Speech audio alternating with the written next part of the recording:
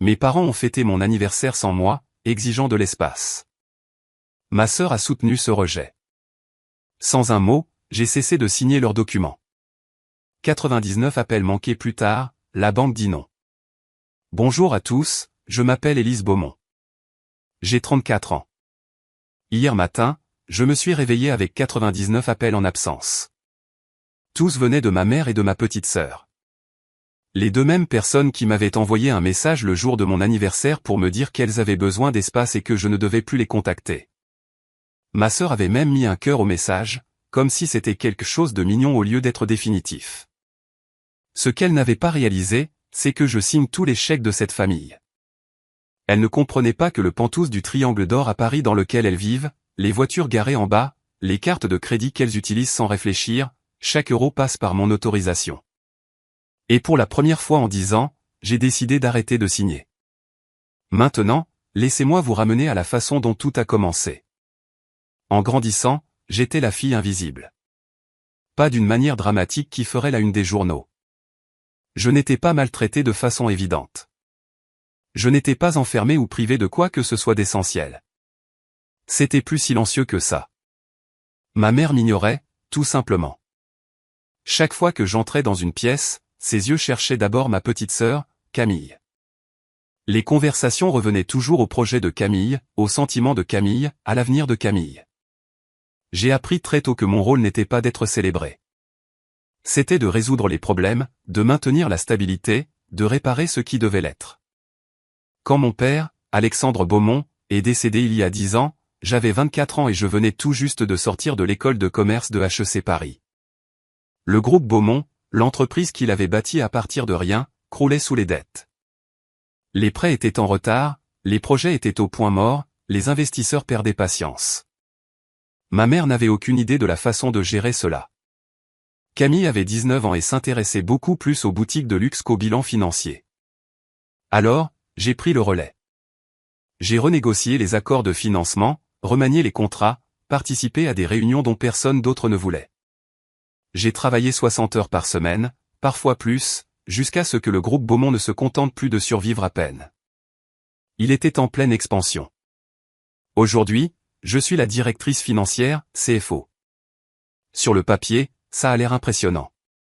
Dans la réalité, cela signifie que je transfère 8 500 € sur le compte de ma mère chaque mois, et 3 800 € de plus à Camille. Je couvre le loyer mensuel de 12 500 € pour le pantouse du Triangle d'Or, les locations de voitures, les vacances, les rendez-vous au spa, les dépenses d'urgence qui apparaissent curieusement chaque trimestre. En 10 ans, cela a représenté plus de 3 millions d'euros. Et pas une seule fois quelqu'un n'a dit merci. La seule fois où ma mère appelle, c'est quand quelque chose est en retard. Le mois dernier, un virement a été retardé de 2 jours parce que je finalisais un accord de développement immobilier sur la Côte d'Azur de 82 millions d'euros. Elle n'a pas demandé comment se passaient les négociations. Elle n'a pas demandé si j'étais épuisé. Elle a demandé pourquoi l'argent n'était pas encore arrivé. Ta sœur en a besoin pour son voyage, a-t-elle dit. Pas de bonjour. Pas de comment vas-tu. La dernière fois que quelqu'un dans ma famille a vraiment reconnu mon anniversaire, j'avais 12 ans. Papa m'avait préparé un gâteau au chocolat avec trop de glaçage et avait écrit en lettres tordues « Joyeux anniversaire, ma petite PDG ». C'était il y a 22 ans. Il nous a quittés il y a 10 ans. Et chaque année depuis, mon anniversaire est passé comme n'importe quel autre mardi. Du moins, c'est ce que je pensais qu'il arriverait cette année. 3 semaines avant mon anniversaire, j'ai découvert quelque chose qui aurait dû être impossible. C'est arrivé par accident. Camille a transféré un message dans notre discussion de groupe familial. Sauf que nous n'avons pas de discussion de groupe familial. Du moins, je ne le pensais pas. Il s'est avéré qu'il y en avait une autre. Un fil de discussion privée entre ma mère et Camille. Un espace où je n'existais pas. Le message transféré était court, discutons des actions lors de la réunion de samedi. Mais quelque chose de joli. J'ai fixé mon téléphone. Des actions? Quelle réunion? Mon pouce a glissé lentement sur l'écran pendant que j'ouvrais les captures d'écran que Camille avait incluses par accident. Il n'y avait pas qu'un ou deux messages. Il y avait des dizaines de conversations que je n'aurais jamais dû voir. Béatrice, nous devrions envisager de vendre certaines actions de l'entreprise. Camille, Élise ne va pas aimer ça. Béatrice, Élise n'a pas besoin de le savoir pour le moment. Elle s'occupe juste de la paperasse. Ma poitrine s'est serrée. Camille, elle agit comme si elle dirigeait tout. C'est agaçant. Béatrice, ne t'inquiète pas pour elle. Elle a toujours été difficile. Aucune compétence relationnelle. C'est pour ça qu'elle se cache derrière des tableurs. Camille, c'est vrai. MDR. De toute façon, elle ne comprendrait rien à une vraie stratégie commerciale. Béatrice, c'est toi qui as le vrai instinct, ma chérie, tout comme ta grand-mère. J'ai posé mon téléphone. Mes mains tremblaient. Pendant 10 ans, j'avais reconstruit le groupe Beaumont de A à Z. J'avais sacrifié mes week-ends, mes relations, toute version d'une vie normale. J'avais porté les négociations de dette sur mes épaules pendant que tout le monde dormait. Et pour elle, j'étais la fille difficile qui s'occupait de la paperasse. Mais ce qui a vraiment brisé quelque chose en moi, ce ne sont pas les insultes. C'était la date. La réunion pour discuter de la vente des actions de l'entreprise de mon père, l'entreprise qu'il m'avait confiée pour la protéger, était prévue pour le 15 mars, le jour de mon anniversaire. Elle prévoyait de prendre des décisions sur l'héritage de mon père le seul jour qui aurait dû compter pour moi sans m'inviter, sans même se rappeler pourquoi cette date signifiait quelque chose. C'est là que j'ai commencé à y prêter attention. Cette nuit-là, je n'ai pas pu dormir. Je me suis assise à la table de ma cuisine avec une calculatrice et 10 ans de relevés bancaires étalés devant moi. Les chiffres ne mentent pas. Ils n'adoucissent pas la vérité. Ils ne cherchent pas d'excuses. Ils s'additionnent, tout simplement. Virement mensuel à ma mère, 8 500 € 120 mois égale 1 020 000 €. Virement mensuel à Camille, 3 800 € 120 mois égale 456 000 €. Loyer du Pentous dans le Triangle d'Or, 12 500 € 120 égale 1 500 000 €. Location de voiture, solde de carte de crédit, vacances, prêts d'urgence qui n'ont jamais été remboursés, au moins 300 000 € de plus. En 10 ans, j'avais injecté plus de 3 millions d'euros dans cette famille. Et en retour, je ne me souvenais pas de la dernière fois où ma mère m'avait demandé comment j'allais ou de la dernière fois où Camille m'avait appelé juste pour entendre ma voix. Chaque interaction était transactionnelle. L'argent rentrait, le silence sortait. J'ai pensé à mon père. La façon dont il me regardait de l'autre côté de la table à manger, comme si j'étais la seule personne qui comprenait vraiment ce qu'il construisait. Les soirées tardives au lycée où il me laissait m'asseoir à côté de lui pour passer en revue les plans de développement. La fierté silencieuse dans ses yeux quand j'ai obtenu mon diplôme en tête de ma promotion.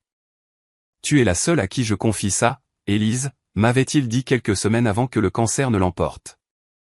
L'entreprise, la famille, tu t'occuperas de tout. Je sais que tu le feras. Et je l'ai fait. J'ai tenu cette promesse. Mais en cours de route, prendre soin de la famille a cessé de signifier les protéger. Cela a commencé à signifier financer un style de vie pendant qu'elles m'effaçaient de leur vie. J'ai pris mon téléphone et fait défiler mes contacts. Il y avait un nom que je n'avais pas appelé depuis des années. Gérard Lefebvre, l'avocat de mon père, son ami le plus proche, l'homme qui envoyait un bref message chaque année à la date anniversaire de la mort de mon père, juste pour prendre des nouvelles. Je répondais toujours poliment, brièvement. Je n'avais jamais compris pourquoi il continuait à me contacter. Maintenant, je commençais à comprendre. J'ai pris une décision. Je n'allais pas les confronter. Pas encore. Une partie de moi voulait appeler ma mère immédiatement, exiger des réponses, exiger une explication. Pourquoi se réunissait-elle sans moi? Pourquoi pensait-elle que je ne gérais que la paperasse? Pourquoi ne se souvenait-elle jamais de mon anniversaire? Mais je savais déjà comment cette conversation se déroulerait. Déni, minimisation. Tu es trop sensible, Élise. Non, je voulais que les choses soient claires. Et le moment de clarté absolue arriverait le 15 mars, le jour où elle prévoyait de discuter affaires. Le jour qu'elles avaient apparemment oublié être mon anniversaire. J'allais attendre. J'allais observer. J'allais voir exactement comment elle se comportait quand elle n'avait aucune raison de faire semblant. En attendant, j'ai appelé Gérard. Il a décroché à la deuxième sonnerie, presque comme s'il s'y attendait. « Élise. » Sa voix était posée, chaleureuse. Ça fait un moment. Je sais, ai-je dit doucement. Je suis désolé. Ne t'excuse pas. J'ai toujours compris. Il y a eu une pause. Appelles-tu au sujet de la lettre? Je me suis figé. Quelle lettre? Le silence s'est étiré entre nous. Ton père a laissé quelque chose pour toi, a dit Gérard prudemment. Ses instructions étaient de te la donner quand tu serais prête. J'attends cet appel depuis 10 ans. Mon cœur s'est mis à battre la chamade. Prête pourquoi? Il n'a jamais expliqué en détail, il a seulement dit que tu le saurais. Et que je le saurais. Une autre pause. Je pense que tu pourrais être prête maintenant, a-t-il dit doucement. Est-ce que je me trompe? J'ai repensé aux captures d'écran, à la conversation de groupe privé, à la réunion programmée le jour de mon anniversaire. Non, ai-je murmuré. Vous ne vous trompez pas. Je vais te l'apporter, a-t-il dit, mais seulement si tu le demandes. Cela doit être ton choix. Après avoir raccroché, mes mains tremblaient de nouveau, mais pas de colère cette fois. De quelque chose qui ressemblait dangereusement à de l'espoir. Le 15 mars est arrivé comme n'importe quel autre mardi. Je me suis réveillé à 6 heures, j'ai fait du café, j'ai répondu aux emails depuis mon appartement. La lumière du soleil entrait exactement comme elle le faisait toujours. 34 ans. À midi, j'ai pris mon téléphone. Mon pouce a plané au-dessus de la discussion de groupe familial, celle dans laquelle j'étais réellement incluse, celle qui n'avait pas eu de vraie conversation depuis des semaines. J'ai tapé une seule phrase. C'est mon anniversaire aujourd'hui. Est-ce que quelqu'un s'en est souvenu? J'ai appuyé sur envoyer. Puis j'ai posé mon téléphone face vers le bas sur mon bureau. Je me suis forcé à me replonger dans le travail. Un contrat avait besoin de révision. Les prévisions trimestrielles étaient dues. Les chiffres exigeaient de l'attention. Les minutes ont défilé. 1 heure. 2. 3. À 15h47, mon téléphone a vibré. Le nom de ma mère a illuminé l'écran. Et pendant une fraction de seconde, mon cœur a bondi. Ricanement pendant une seconde, je me suis permis de croire que j'avais eu tort. Peut-être qu'elle s'en était souvenue après tout. Peut-être qu'il y aurait de simples excuses, un précipité, joyeux anniversaire, ma chérie. J'ai ouvert le message. Nous avons besoin d'espace loin de toi. S'il te plaît, ne nous contacte plus. Je l'ai lu 1 fois, 2 fois, 3 fois. Les mots ne se sont pas réorganisés pour devenir plus gentils. Puis une autre notification est apparue. Camille a aimé le message. Ma propre sœur avait mis un cœur au message de notre mère, me disant de disparaître de leur vie le jour de mon anniversaire. Je suis resté très immobile. La lumière de l'après-midi a lentement glissé sur mon bureau. Quelque part dehors, un klaxon a retenti. Des gens riaient sur le trottoir en bas. La vie avançait, totalement indifférente au fait que quelques mots venaient de m'effacer de ma propre famille. Je ne sais pas combien de temps je suis resté assise là. Finalement, l'habitude a pris le dessus. J'ai ouvert Instagram. Le compte de Camille était public. Elle n'avait jamais ressenti le besoin de m'ajouter. Sa dernière story a rempli mon écran. Des flûtes à champagne qui trinquent, de douces décorations roses et dorées, une bannière en arrière-plan. J'ai zoomé. Joyeux anniversaire. L'horodatage indiquait que cela avait été publié il y a 30 minutes. Mes mains ont cessé de trembler. Elles étaient parfaitement stables maintenant. J'ai fait défiler les stories lentement. La première vidéo montrait l'entrée du Penthouse du Triangle d'Or, celui pour lequel je payais 12 500 € par mois. Des ballons roses encadraient la porte. Un voiturier garait une Mercedes sur le trottoir. La deuxième vidéo montrait ma mère ajustant un centre de table florale, souriant comme une hôtesse lors d'un gala d'entreprise. Elle portait sa parure de perles, celle qu'elle ne sort que lorsqu'elle veut impressionner des partenaires commerciaux. La troisième story m'a noué l'estomac. Une liste d'invités manuscrite dans l'écriture élégante de ma mère. J'ai reconnu chaque nom. Étienne Delcourt de Delcourt Systèmes Numériques, notre plus grand partenaire technologique. Olivia Rossi de Rossi Capital, qui contrôlait les principaux investissements commerciaux à Paris. Nicolas Bernard, le directeur des investissements que nous courtisions depuis des mois. Ce n'étaient pas des amis de la famille. C'étaient mes relations professionnelles, des personnes avec qui j'avais passé des années à instaurer la confiance, et ils se trouvaient à l'intérieur d'un pantouse financé entièrement par moi, à une fête à laquelle je n'étais pas invité. La 4e story montrait le gâteau. 3 étages, de la pâte à sucre blanche, des fleurs comestibles tombant en cascade sur les côtés, le nom écrit en lettres d'or bouclées, Camille. J'ai jeté un coup d'œil à la date sur mon téléphone.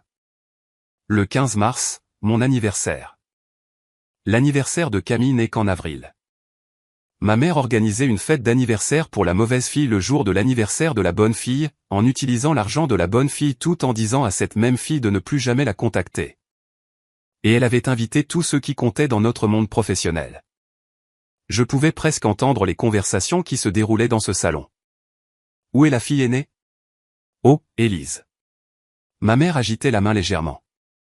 Elle n'est pas vraiment impliquée. Elle est difficile, pas très sociable. Il n'en avait aucune idée. La personne qui payait le champagne, les traiteurs, le service de voiturier, était assise seule dans son appartement, fraîchement reniée par sa propre famille. Quelque chose a basculé en moi à ce moment-là. Pas bruyamment, pas dramatiquement, juste silencieusement. De façon définitive. À 17h tapante, j'ai appelé Gérard Lefebvre. Apportez-moi la lettre, ai-je dit. Je serai là dans 1 heure. Il n'a posé aucune question. Pendant que j'attendais, j'ai fait quelque chose que je n'avais jamais pris le temps de faire auparavant. J'ai consulté les documents de propriété de l'entreprise, pas les rapports financiers quotidiens que je gérais, mais les dépôts structurels, l'architecture juridique que mon père avait mise en place. Je connaissais déjà les pourcentages. Raclement de gorge 60% Élise Beaumont, 20% Béatrice Beaumont, 20% Camille Beaumont. Ricanement, mais je n'avais jamais pleinement assimilé ce que cela signifiait. En tant qu'actionnaire majoritaire et directrice financière du groupe Beaumont, j'avais le pouvoir de signature sur tout. Chaque contrat, chaque dépense majeure, chaque distribution des comptes de l'entreprise, y compris le fonds de placement familial, le fonds qui finançait le train de vie de ma mère, le fonds qui payait les cartes de crédit de Camille. Le fonds qui perdait de l'argent depuis une décennie pendant que je signais les virements automatiquement sans réfléchir. J'avais toujours considéré cela comme l'argent de papa, l'argent de la famille, quelque chose que j'étais moralement obligé de gérer pour le bénéfice de tous. Mais légalement, j'étais la seule signataire. Rien ne bougeait sans mon approbation. À 18h, Gérard est arrivé. Il avait l'air plus vieux que dans mes souvenirs, mais ses yeux étaient tout aussi vifs. Il m'a tendu une enveloppe scellée.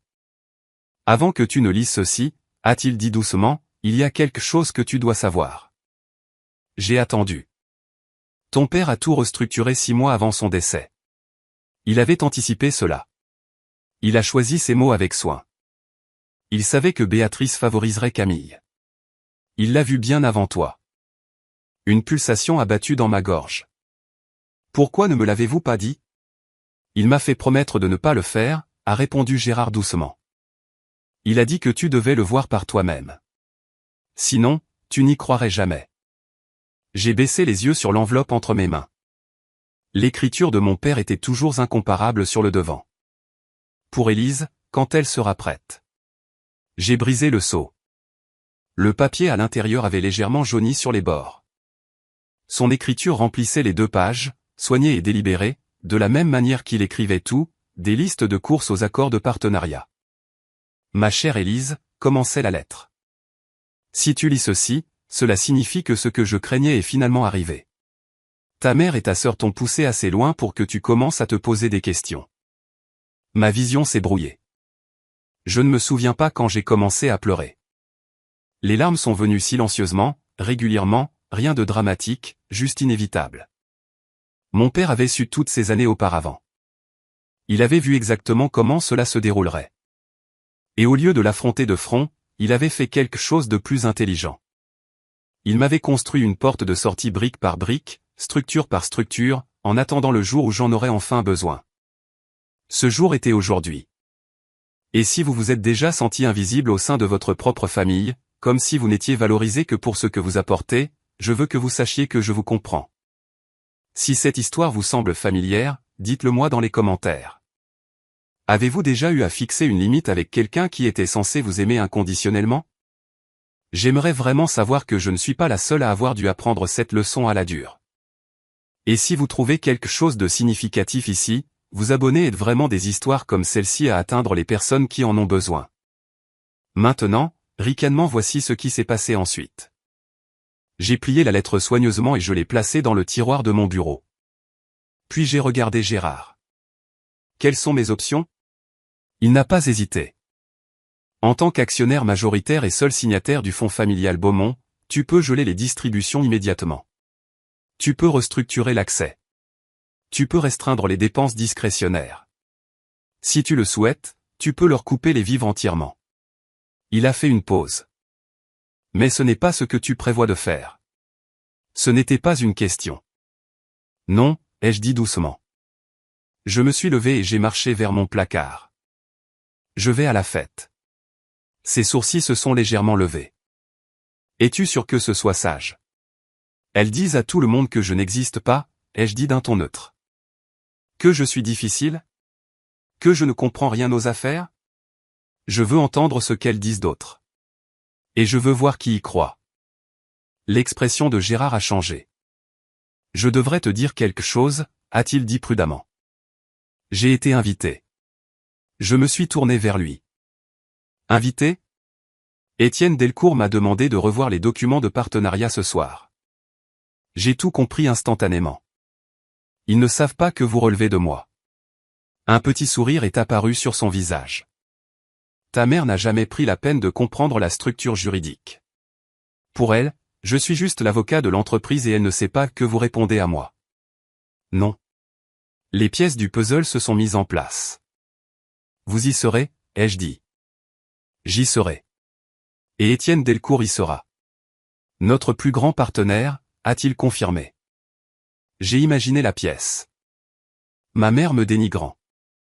Camille souriante, s'imprégnant d'un crédit emprunté. Des chefs d'entreprise hochant poliment la tête.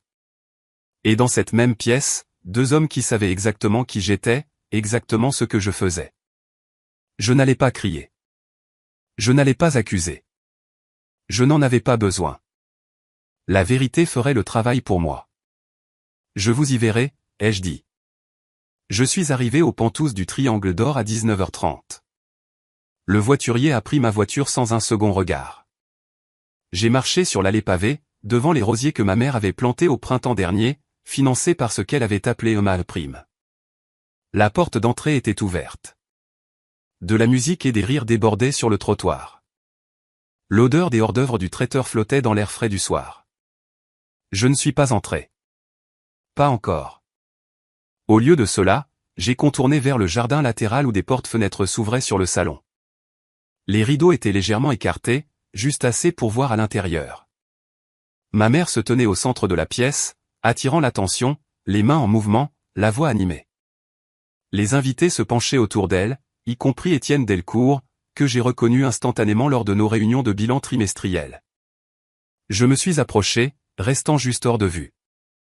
Ma fille aînée, disait ma mère avec légèreté, agitant la main comme pour rejeter un petit inconvénient. Élise a des problèmes émotionnels. Elle est très difficile à vivre. Ma mâchoire s'est crispée. Nous avons dû créer une certaine distance pour notre propre bien-être, a-t-elle poursuivi. C'était déchirant, mais certaines personnes ne peuvent tout simplement pas maintenir des relations saines. Une femme près d'elle a émis un son compatissant. Ça doit être dur.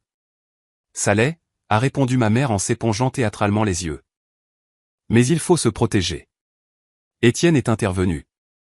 Ne travaille-t-elle pas pour le groupe Beaumont? Une pause. Ma mère a ri. Elle a vraiment ri. Oh, Élise. Elle s'occupe d'un peu de paperasse, de classement, de tâches administratives. Elle a fait un geste vers Camille. Celle-ci, a-t-elle dit chaleureusement, est le véritable esprit stratégique, tout comme sa grand-mère. Camille rayonnait. Je me tenais dans le jardin sombre en écoutant ma mère dire à mon plus gros client que j'étais essentiellement une employée de bureau dans une entreprise dont je possédais 60%. Et à ce moment-là, j'ai compris quelque chose clairement. Elle n'avait aucune idée de qui j'étais. Il était temps de le lui rappeler. J'ai franchi la porte d'entrée comme si j'étais chez moi parce que c'était le cas. C'était moi qui payais. Le hall était rempli de personnes que je reconnaissais. Des promoteurs, des investisseurs, des consultants. Certains m'ont jeté un regard poli. La plupart ne connaissaient que ma signature, pas mon visage. Alors que je m'avançais vers le salon, les conversations ont commencé à s'estomper. Je ne portais pas de robe de cocktail. Je portais mon tailleur de réunion du conseil d'administration gris anthracite, impeccablement coupé, tranchant, intentionnel. Ma mère m'a vu en premier. Son visage a blêmi. Sa coupe de champagne a dangereusement penché dans sa main. Pendant 3 longues secondes, elle m'a juste fixé. Élise, a-t-elle réussi à dire, la voix tendue. Que fais-tu ici? J'ai fait un pas au centre de la pièce, toutes les têtes se sont tournées. Je ne te contacte pas, maman, ai-je dit d'une voix égale. Je suis juste là pour la fête d'anniversaire. Camille s'est frayé un chemin à travers la foule, la confusion se lisant sur tout son visage. Ton anniversaire n'est pas avant un mois. J'ai souri. Non, Camille. Mon anniversaire, c'est aujourd'hui, le 15 mars. Le tien, c'est le 20 avril. La pièce est devenue silencieuse. Puis sont venus les murmures. J'ai observé l'expression de ma mère changer. La confusion, puis la reconnaissance, puis quelque chose dangereusement proche de la peur. Tu ne peux pas débarquer ici comme ça, a-t-elle dit sèchement. Tu m'as dit que vous aviez besoin d'espace et j'ai respecté ça, ai-je répondu calmement. Pas d'appel, pas de message. J'ai balayé la pièce du regard. Mais c'est aussi mon réseau professionnel. J'ai pensé passer dire bonjour. D'autres murmurent. J'ai vu Étienne Delcourt froncer les sourcils, regardant tour à tour ma mère et moi. Attendez, a-t-il dit en coupant court au bruit. Élise Beaumont, comme dans. Il s'est tourné vers ma mère. Votre fille est Élise Beaumont, notre directrice financière. La bouche de ma mère s'est ouverte. Rien n'en est sorti. La pièce est devenue très, très silencieuse, et ça m'a frappé. Pendant toutes ces années, elle n'avait jamais dit à personne ce que je faisais réellement. Étienne s'est avancé, la voix mesurée mais ferme. Madame Beaumont, vous venez de dire qu'elle s'occupait de petites paperasses. Ma mère a serré fermement sa coupe de champagne. Eh bien, je voulais dire. Élise Beaumont, a poursuivi Étienne, est la directrice financière du groupe Beaumont. Elle a signé chaque contrat entre nos entreprises au cours de la dernière décennie. Il m'a regardé brièvement, puis l'a regardé de nouveau. Elle a personnellement stabilisé le projet de développement immobilier sur la Côte d'Azur l'année dernière quand le financement a failli s'effondrer. Une vague de hoquets de surprise a parcouru la pièce. Je suis désolé, a dit prudemment Olivia Rossi depuis le bar. On nous avait dit que votre fille aînée n'était pas impliquée dans les opérations. Elle gère l'argent, est intervenue rapidement Camille. C'est différent. C'est exactement ce que fait une directrice financière, a rétorqué Étienne d'un ton plat. Du bord de la foule, Gérard Lefebvre s'est avancé. Si je peux me permettre. Son ton était calme, professionnel. Je suis ici ce soir pour finaliser les documents de partenariat avec Delcourt Systèmes Numériques. Cependant, je dois clarifier une chose. Tous les regards se sont tournés vers lui. En tant que conseiller juridique du groupe Beaumont, je peux confirmer qu'Élise Beaumont détient 60% des actions de la société. Une pause. Elle est l'actionnaire majoritaire et la seule signataire sur tous les instruments financiers majeurs. Il a laissé cette information faire son effet. Y compris le fonds de placement familial. Le silence qui a suivi était étouffant. Le visage de ma mère était devenu pâle. Ce n'est pas, c'est un document public, Béatrice, a dit Gérard doucement mais fermement. Tu le saurais si tu avais passé en revue les dossiers de l'entreprise. Camille a attrapé le bras de ma mère. Qu'est-ce que ça veut dire, a-t-elle chuchoté avec urgence. Qu'est-ce que ça veut dire, seul signataire? Je les ai regardées toutes les deux, puis la pièce remplie d'investisseurs, de promoteurs, de cadres, qui me dévisageaient tous maintenant avec une nouvelle compréhension. Ça veut dire, ai-je dit d'une voix égale, que rien ne bouge sans mon approbation. Les murmures ont explosé. J'ai observé l'expression de ma mère se transformer à nouveau. La confusion cédant la place au calcul. Le calcul s'effondrant en panique. Pendant des années, elle s'était forgé une identité en tant que matriarche d'une puissante famille de l'immobilier. Maintenant, tout le monde connaissait la vérité. Élise, a-t-elle dit soudainement, la voix s'adoucissant. Ma chérie, tout cela est un malentendu. Le message que tu as envoyé était très clair, ai-je répondu calmement. Tu as demandé de l'espace. Tu m'as dit de ne pas te contacter. Je ne le pensais pas comme ça, et Camille a mis un cœur. Ma sœur a tressailli. J'étais juste. Je pensais que tu pensais. Que je pensais quoi, ai-je demandé doucement. Autour de nous, les invités faisaient semblant de ne pas regarder alors qu'ils fixaient très ouvertement la scène. Ma mère a changé de tactique. Des larmes ont embué ses yeux. C'était stressant, a-t-elle dit. Tu sais à quel point nous avons été débordés.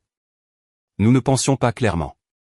Eh bien, vous pensiez assez clairement pour organiser une fête d'anniversaire à Camille avec 5 semaines d'avance, ai-je dit en désignant les décorations. Le jour de mon vrai anniversaire. D'autres murmurent. Quelqu'un au fond a eu un hoquet d'indignation audible.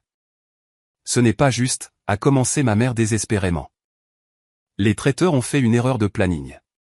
La bannière dit « Joyeux anniversaire, Camille ». Amour, maman. J'ai fait un signe de tête vers le gâteau. Le gâteau porte le nom de Camille. Ce n'était pas une erreur de planning. Étienne s'est raclé la gorge. Je pense que je devrais y aller, a-t-il dit. Il a croisé mon regard. Élise, j'appellerai ton bureau demain. Nous devons discuter des prochaines étapes. Un par un, d'autres ont commencé à trouver des excuses polies et précipitées. En quelques minutes, la pièce qui avait été remplie de rires et de tintements de champagne se vidait. Je suis resté là et j'ai regardé le monde soigneusement construit de ma mère s'effondrer en temps réel. Puis je me suis tourné vers la porte. Élise, attends. Elle m'a attrapé le bras. Tu ne peux pas partir comme ça. Nous devons parler. J'ai doucement retiré sa main. Tu as demandé de l'espace, ai-je dit doucement. Je te donne exactement ce que tu as demandé. Et puis je suis sorti. Je n'ai pas regardé en arrière.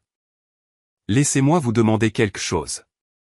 Si vous étiez à ma place à ce moment-là, qu'auriez-vous fait? Seriez-vous resté, auriez-vous dit plus, auriez-vous essayé de vous expliquer, ou seriez-vous parti comme je l'ai fait? Dites-le moi dans les commentaires. Je veux vraiment savoir comment vous auriez géré la situation. Et si vous n'êtes pas encore abonné, c'est peut-être le moment car c'est là que tout commence à se dénouer. Voici ce qui s'est passé ensuite. Je suis rentré chez moi en voiture en silence. Pas de musique, pas de podcast, juste le bourdonnement régulier du moteur et la lueur des lampadaires se reflétant sur le pare-brise. Je ne me sentais pas triomphante. Je ne me sentais pas vengeresse. Je me sentais fatigué et étrangement calme. Quand je suis rentré à la maison, je me suis servi un verre d'eau et me suis assise à mon bureau. Il y avait du travail à faire. D'abord, j'ai appelé la banque. Le fonds familial Beaumont comprenait une clause de révision standard. Tout signataire autorisé pouvait demander un gel temporaire dans l'attente d'une évaluation. J'ai exercé ce droit. Combien de temps prendra la révision, a demandé prudemment le gestionnaire de compte. Aussi longtemps que nécessaire, ai-je répondu. Veuillez traiter le blocage immédiatement. Ensuite, j'ai envoyé un email à Gérard. Objet, plan d'action. Passer en revue tous les accès financiers pour Béatrice et Camille Beaumont. Auditer les distributions des 12 derniers mois. Préparer la documentation pour une restructuration formelle des décaissements du fonds. Rien d'illégal, rien de vindicatif, juste des limites. Enfin, j'ai ouvert les paramètres de mon téléphone. J'ai bloqué le numéro de ma mère. Puis celui de Camille, puis la discussion de groupe familial. Elle m'avait demandé de ne pas les contacter. Je m'assurais simplement de ne pas pouvoir le faire. J'ai posé mon téléphone sur la table de nuit et je me suis allongé. Pour la première fois depuis des années, je n'ai pas vérifié mes emails avant de fermer les yeux.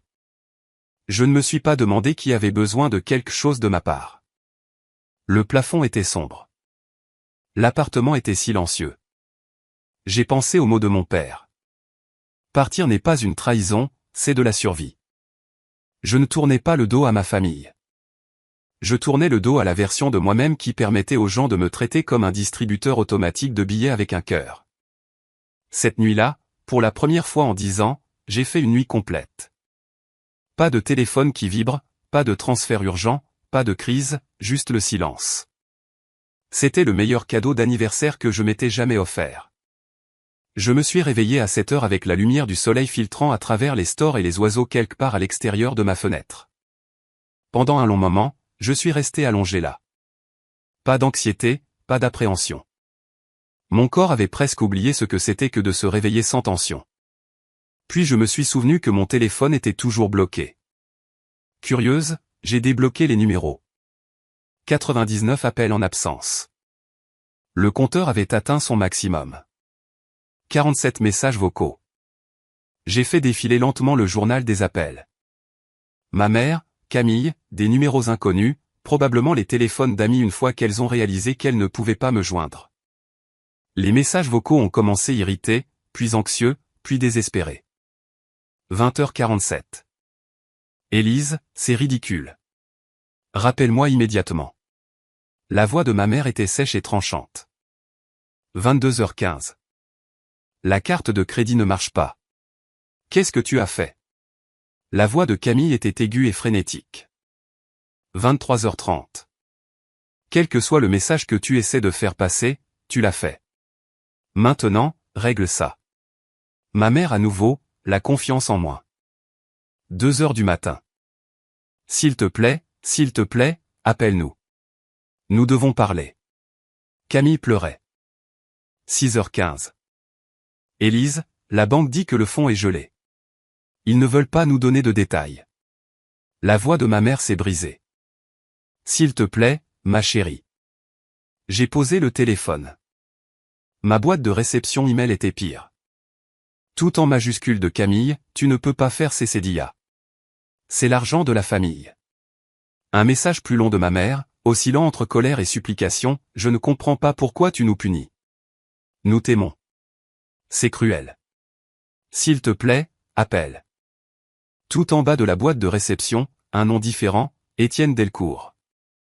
Élise, je ne connaissais pas les détails de ta situation familiale, et ce n'est pas à moi de m'en mêler. Mais je veux que tu saches que ma confiance t'est accordée à toi, pas à elle. Rencontrons-nous cette semaine pour discuter de la suite. Tu as tout mon soutien. J'ai lu son email 2 fois. Puis j'ai fermé mon ordinateur portable, fait du café et regardé la lumière du matin remplir mon appartement. Elles allaient survivre, mais elles allaient devoir le faire sans mon financement silencieux. Au cours des jours suivants, la réalité s'est installée. Gérard m'a appelé pour me tenir au courant. Le gel du fonds avait bloqué tous les paiements automatiques, a-t-il expliqué. Cela incluait le bail du Penthouse. Le propriétaire du Triangle d'Or avait reçu un avis de refus de paiement. Il a appelé Béatrice directement, confus. Elle a essayé de prétendre qu'il s'agissait d'une erreur bancaire. Il n'était pas convaincu. Il lui donne 30 jours, a dit Gérard calmement. La carte de crédit de Camille a été refusée d'abord au spa où elle avait essayé de réserver ce qu'elle appelait une journée de récupération après le désastre de la fête. Puis dans son restaurant préféré, puis dans une station-service, et la traite de sa voiture en location a été rejetée. Le concessionnaire a envoyé une mise en demeure formelle. Elle commence à réaliser, a dit Gérard doucement au téléphone, que tout ce qu'elles ont découle de ta signature. Je n'ai ressenti aucune satisfaction en entendant cela. Pas de triomphe, juste un étrange calme creux. Et les partenaires commerciaux, ai-je demandé. Ceux qui étaient là ce soir-là. Étienne Delcourt a appelé ce matin, a répondu Gérard. Il veut renforcer votre accord de partenariat. Il dit qu'il a davantage confiance dans l'entreprise maintenant qu'il sait qui la dirige réellement. J'ai presque ri. Presque. Et Olivia Rossi a envoyé des fleurs à ton bureau, a-t-il poursuivi, avec un mot s'excusant d'avoir cru la version des faits de Béatrice. Elle demande une réunion pour discuter de l'augmentation de son investissement. J'ai laissé cela faire son chemin. Pendant des années, ma mère avait discrètement dit aux gens que j'étais insignifiante. En une soirée, la vérité avait démantelé toute l'illusion. Gérard, ai-je fini par dire, je ne veux pas les ruiner. Je veux juste qu'on arrête de m'utiliser. Je sais, a-t-il dit doucement. Ton père le savait aussi. C'est pour cela qu'il a structuré les choses comme il l'a fait. Tu as le pouvoir de te protéger sans détruire personne. Alors trouvons quelque chose de durable, ai-je dit. Quelque chose de juste. Je vais préparer des options. Juste. C'était tout ce que j'avais toujours voulu. 4 jours après la fête, ma mère a débarqué à mon bureau. La voix de mon assistante a grésillé dans l'interphone, cachant à peine son inquiétude. Madame Beaumont, il y a une femme à la réception. Elle dit être votre mère. Elle est très bouleversée. J'ai fermé mon ordinateur portable. Je m'en occupe. Je suis sorti moi-même dans le hall. Béatrice se tenait au comptoir de la réception, le maquillage bavé, son chemisier de créateur froissé comme si elle n'avait pas dormi correctement depuis des jours. Où est ma fille, exigeait-elle de savoir. Je dois voir ma fille tout de suite. Mon assistante a semblé visiblement soulagée en me voyant. Madame Beaumont, c'est. Tout va bien, Rachel, ai-je dit calmement. Je gère. Ma mère s'est retournée. Pendant une brève seconde, quelque chose ressemblant à de l'espoir a vacillé sur son visage. Élise, Dieu merci. Nous devons parler. Tout cela a été terrible. Pas ici, les jeux interrompus doucement. C'est mon lieu de travail. Alors viens dehors, a-t-elle insisté. Rentre à la maison, s'il te plaît. Nous sommes une famille. Tu m'as dit de ne pas te contacter. Je ne le pensais pas, sa voix s'est élevée, résonnant dans le hall, les têtes se sont tournées. Tu sais que je ne le pensais pas. Nous étions stressés. Camille me mettait la pression. Camille t'a mis la pression pour oublier mon anniversaire, ai-je demandé doucement. Elle t'a mis la pression pour lui organiser une fête le jour de mon anniversaire? Elle t'a mis la pression pour dire à nos partenaires que je m'occupais de petites paperasses. La bouche de ma mère s'est ouverte puis fermée. Si tu souhaites me parler, ai-je dit d'une voix égale, tu peux prendre rendez-vous avec mon assistante comme tout le monde. Je suis ta mère. Je l'ai regardée. Je l'ai vraiment regardée. Le désespoir, la peur. Il y a 10 ans, je me serais précipité pour réparer ça. Je me serais excusé juste pour restaurer la paix. J'aurais déplacé de l'argent, signé des documents, fait disparaître le malaise. Plus maintenant. Je sais que tu le es, ai-je dit doucement. Mais je suis aussi une personne, et les gens méritent un respect élémentaire. Je me suis retourné et j'ai marché vers mon bureau. Elle ne m'a pas suivi. Le monde de Camille s'est effondré plus vite. J'en ai d'abord entendu parler par des connaissances communes, puis par des messages LinkedIn de plus en plus frénétiques, puisque mon numéro personnel restait bloqué. Les vacances en Europe qu'elle avait réservées ont été annulées après que sa carte a été refusée à l'agence de voyage. Ses amis ont commencé à poser des questions. La nouvelle s'était répandue, ta sœur est la directrice financière, mais tu avais dit qu'elle s'occupait juste du classement. Son petit ami Théo, un entraîneur personnel qui n'avait jamais gardé un emploi plus de 6 mois, a fait ses valises une fois qu'il a réalisé que le train de vie par carte de crédit s'était évaporé. Je pensais que tu avais de l'argent de famille, aurait-il dit en partant. Ce n'est pas pour ça que j'ai signé. Une semaine après la fête, j'ai reçu un message de Camille sur LinkedIn. Élise, je sais que nous n'avons pas toujours été proches, mais je traverse vraiment une période difficile en ce moment. Je ne comprenais pas comment tout fonctionnait. Je ne savais pas que tu étais si importante pour l'entreprise. Pouvons-nous parler? Je suis désolé pour tout. J'ai juste besoin d'aide. Je l'ai lu 3 fois. Je ne savais pas que tu étais si importante. Pat, je suis désolé de t'avoir blessé. Pat, je suis désolé de t'avoir rabaissé. Pat, je suis désolé de t'avoir traité comme si tu ne comptais pas, juste je n'avais pas réalisé que tu étais importante. Elle ne comprenait toujours pas. Elle ne s'excusait pas pour les années de condescendance, les commentaires cruels ou le cœur qu'elle avait mis sur le message me disant de disparaître. Elle s'excusait parce que l'argent s'était arrêté. Elle n'était pas désolée pour ce qu'elle avait fait. Elle était désolée que l'argent se soit arrêté. J'ai commencé à taper une réponse, je l'ai supprimée, j'en ai tapé une autre, je l'ai supprimée aussi. Finalement, j'ai écrit, j'apprécie que tu me contactes. Quand tu seras prête à avoir une vraie conversation sur notre relation, et non sur l'argent, fais-le-moi savoir. Je n'ai jamais eu de réponse. Et cette vérité a fait plus mal que je ne m'y attendais. Je ne manquais pas à ma sœur. C'est mon portefeuille qui lui manquait.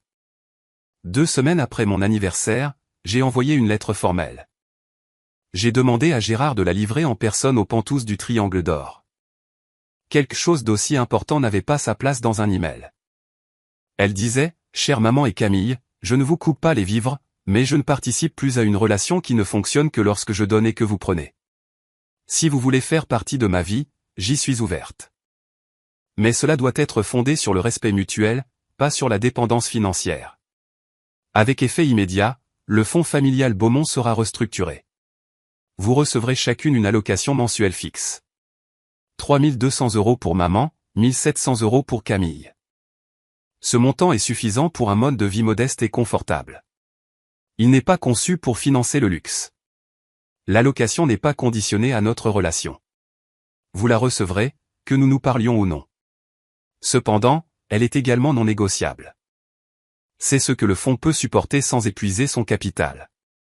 Si vous voulez plus, vous devrez le gagner. Camille, tu as 29 ans. Il est temps de construire ta propre carrière. Maman, cette allocation couvrira un appartement plus petit et tes dépenses courantes essentielles. Le bail du Pantouze ne sera pas renouvelé. Je comprends que ce n'est pas ce que vous espériez entendre, mais j'ai passé 10 ans à donner tout ce que j'avais à une famille qui me traitait comme si j'étais invisible. Ça s'arrête maintenant. Je vous aime toutes les deux, mais l'amour ne signifie pas accepter le manque de respect. Et cela ne signifie pas financer des personnes qui ne me valorisent qu'en montant financier. Si vous voulez parler, parlez vraiment de nous, ma porte est ouverte, mais je ne ferai pas le premier pas. Vous avez demandé de l'espace. Je vous le donne. Le prochain pas vous appartient. Élise. Gérard m'a dit plus tard que ma mère avait pleuré en la lisant. Camille avait jeté la lettre à travers la pièce. Aucune des deux n'a appelé, mais les chèques ont été envoyés le 1er du mois. C'était la bonne chose à faire. Cela fait 3 mois depuis mon 34e anniversaire. Ma mère vit maintenant dans un appartement de 3 pièces dans le centre-ville. Plus petit que ce à quoi elle est habituée, mais propre, gérable. Camille a trouvé un travail, un poste de débutante en marketing dans une entreprise de taille moyenne. On m'a dit qu'elle se plaint constamment, mais elle y va tous les jours. C'est déjà ça. Nous ne nous sommes pas vraiment parlé. Quelques SMS gênants, une carte de vœux de ma mère qui est arrivée à Pâques, mais qui me souhaitait une joyeuse Saint-Valentin. Elle s'est trompée de date, mais au moins elle a essayé. Je ne sais pas si nous aurons un jour le genre de relation où elles appellent juste pour entendre ma voix, où on se souvient de mon anniversaire sans que j'aie à le rappeler. Et je suis en paix avec ça. Pendant 34 ans, j'ai cru que si je donnais plus, travaillais plus dur, prouvais mon utilité, elle finirait par me voir, finirait par m'aimer comme j'avais besoin d'être aimé. Mon père avait compris quelque chose que je n'avais pas saisi. Certaines personnes ne vous verront jamais, peu importe à quel point vous brillez. Et si vous restez dans cette obscurité assez longtemps, elle commence à vous éteindre. Partir n'était pas une vengeance. Ce n'était pas une punition. C'était une permission. La permission d'arrêter de me minimiser. La permission d'arrêter de m'excuser de prendre de la place. La permission de mettre enfin mon propre masque à oxygène en premier. La semaine dernière, j'ai fêté mon demi-anniversaire. Juste moi. Une part de gâteau, un verre de vin sur mon balcon surplombant les lumières de la ville. Pas d'appel, pas de fleurs. Et je n'étais pas triste car pour la première fois de ma vie, j'ai compris que ma valeur ne se mesure pas à ceux qui se souviennent de moi. S'il y a une chose que j'espère que vous retiendrez de cette histoire, c'est ceci. Être la personne forte ne signifie pas être la personne silencieuse. Pendant des années, j'ai pensé que l'amour signifiait l'endurance. Je pensais que la loyauté signifiait le sacrifice. Je croyais que si je continuais simplement à donner, plus de temps, plus d'argent, plus de compréhension, je finirais par être vu. Je finirais par être choisi. Mais l'amour qui ne se manifeste que lorsque vous êtes utile n'est pas de l'amour. C'est de la commodité. Et la leçon la plus difficile que j'ai dû apprendre a été que protéger sa paix n'est pas égoïste. C'est nécessaire. Poser des limites ne vous rend pas cruel. Cela vous rend clair. Et s'éloigner d'une dynamique qui vous rabaisse n'est pas une trahison. C'est du respect de soi. Vous pouvez aimer votre famille et quand même refuser d'être maltraité. Vous pouvez vous soucier profondément d'eux et quand même dire, ça s'arrête là. Et parfois, la chose la plus puissante que vous ferez jamais sera de signer votre propre nom. Pas sur un chèque, Pas sur un contrat, mais sur la décision de vous choisir vous-même, enfin. Hi everyone, how's it going? Welcome, welcome, welcome. Happy Friday. We made it, chat. It's the weekend. We made it.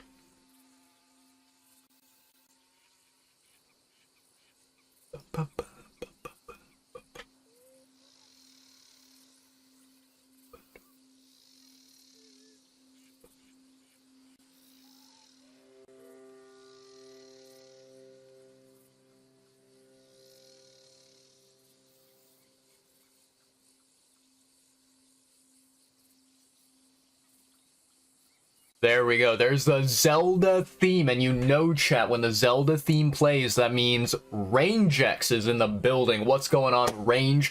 How are you doing today, man? Happy Friday to you. I hope you had a lovely, lovely week, and I hope that your weekend is going to be awesome. I hope you get to enjoy, you know, some gaming. Maybe you're gonna go out and do some outdoor activities. I hope you have a lovely, lovely weekend. It is great to see you, my friend. Great to see you.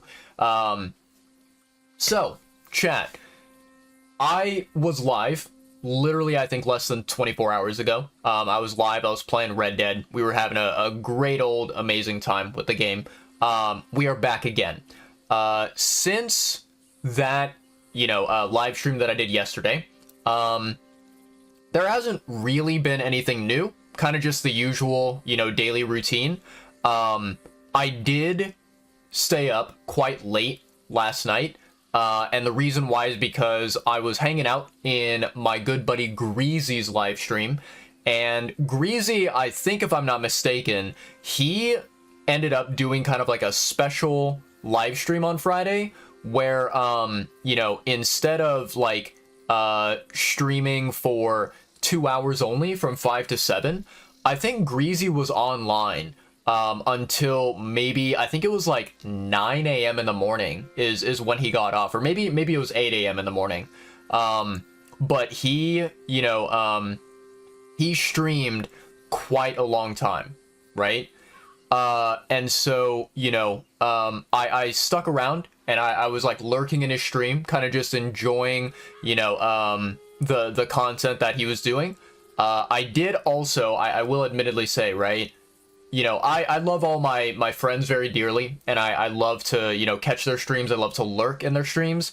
A lot of the time, you know, if I think this is especially the case where, you know, I have a lot of friends of mine who live stream, and a lot of the time they will have people that come into their chat and will, you know, have conversations, have interactions with the streamer. And a lot of the time I kind of don't really feel like I have anything to contribute to that conversation. You know, I don't really have any sort of like I guess connection or relation to the topics that are being discussed by those other people. So a lot of the time what ends up happening is, like, especially if I see that my friends who are streaming, they are chatting with some other people in their, you know, live stream, I will kind of just lurk and stay silent, and I'll watch them, you know, without really typing any messages or anything. And so a lot of the time I do like to have, you know, my friends in the background, right? I have their stream up and running, but simultaneously I am also like watching anime, for example. So while, you know, I had Greasy up on my monitor, and he was doing his live stream, I was also watching some anime. I started watching the anime called You and I Are Polar Opposites, and I can tell you guys right now, it is significantly better than a lot of the other romance anime that I have recently watched. You know, I think the only other romance anime that I recently watched that I thought was good, and that, you know, the Polar Opposites anime does not necessarily, you know, beat in terms of quality, would be In the Clear Moonlit Dusk, right? However, I think that it is, you know, this anime, the You and I Are Polar Opposites, it is probably the second best romance anime that I've seen within the most recent seasons of anime that I've released, right? It it is very, very, very cute, very adorable, and I think the best part about it is that literally right from the get-go, right from episode 1, you have these two characters who, you know, basically they have feelings for one another, although one of them I think is a lot more outspoken about their feelings. You know, they you know, kind of are willing to just say out loud, like, hey, I have a crush on you, hey, I love you, right? The other person, they are a lot more reserved, a lot more quiet, and they don't really vocalize their feelings, they kind of keep it inside them, right?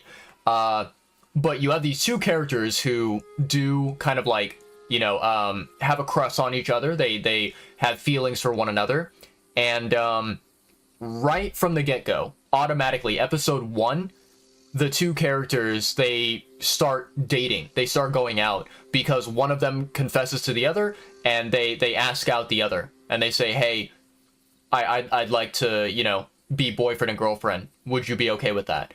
And, you know, that type of story flow, that type of story progression is so much better than whatever dumb bullshit where it's like, oh, let's spend 12 or 13 episodes, you know, dangling the carrot in front of the audience and asking them, you know, do you think that they will go out, or do you think that they will stay as friends, or what do you think will happen, right? Like that type of will they, won't they kind of cowardly bullshit type of romance, I hate it. I do not like it. I think it's like a giant, massive waste of time, you know? So I've watched, I think maybe, I want to say like 5 episodes of You and I Are Polar Opposites, and it is really, really, really good so far. I don't think that it is going to be one of my top favorite romances. I don't think so.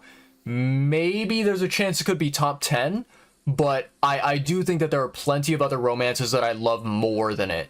That being said, I'm having a fun time. I'm really enjoying it, and I am looking forward to finishing it, you know, because I'm curious to know what will end up happening.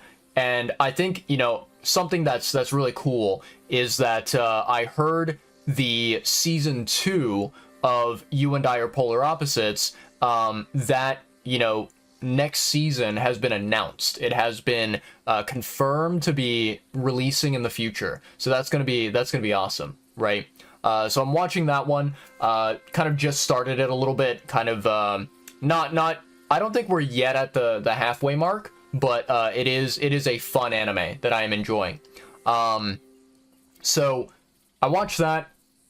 Other than that anime, I haven't really been up to too much else, right? Really not anything new, just kind of been doing Genshin, doing Nikke, right? Especially a lot of Nikke gameplay. I will say about Nikke, so for anyone out there who did not, you know, did not watch like some of my previous live streams, I kind of mentioned recently that Nikke has added a new limited event in the game. And one of the, you know, kind of limited event activities is a rhythm game. And, you know, I suck at rhythm games. I'm horrible at them, right, chat? I was talking with some other people who are also Nikke players. And, you know, one of them mentioned to me that I should try doing the, you know, rhythm game event at a faster speed, right? Because I was doing the rhythm game event at the default kind of like normal speed, which is 3 times speed, but a lot of the other players, they were doing it at like 6 times speed, right? And so I was like, what the fuck, that sounds so fast, like are you sure that it's better? And the way that they described it is they said, when the speed is faster, that means that there is less moments when you have a bunch of like music notes on the screen, and you know, it's easier to keep track of each individual music note that you have to hit, and you know, basically it's just a thing where the music notes are kind of more spaced out from one another, because, you know, since the pace of the song is not slower, you know, the notes come by faster and they disappear more quickly, right? So according to some other players, it is kind of easier to play at a higher speed. So today I tried out doing the 6 times